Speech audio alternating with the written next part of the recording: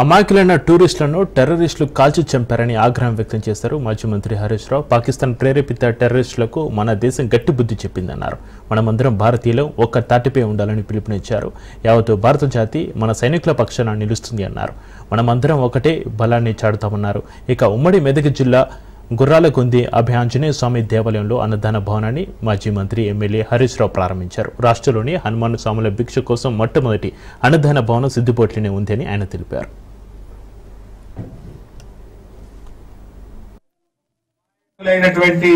టూరిస్టుల మీద దాడి చేసి చంపింది పాకిస్తాన్ పెంచి పోషించిన టెర్రరిస్టులు వచ్చి మన దేశంలో చొరబడి అమాయకులైనటువంటి పర్యాటకులను టూరిస్టులను కాల్చి చంపారు. సో ఇప్పుడు మన దేశం కూడా పాకిస్తాన్ మీద యుద్ధం ప్రారంభించింది. ఇవాళ ఉదయమే ప్రారంభమైంది. ఆ ఆంజనేయ స్వామి దయతో భారతదేశం గొప్ప ఘనమైన విజయాన్ని సాధించి శాశ్వతంగా ఈ టెర్రరిస్టుల పీడ నుంచి భారతదేశానికి విముక్తి కలగాలని ఆ ఆంజనేయ స్వామిని నేను ప్రార్థిస్తాను. తప్పకుండా మంచిగా జరుగుతుంది. దీనికి రాజకీయాలు పార్టీలు ఏముండవు. అందరం భారతీయులందరము ఒక్కటే. భారతదేశ విజయం కోసం మన అందరం కూడా ఆ భగవంతుని ప్రార్థిద్దాం.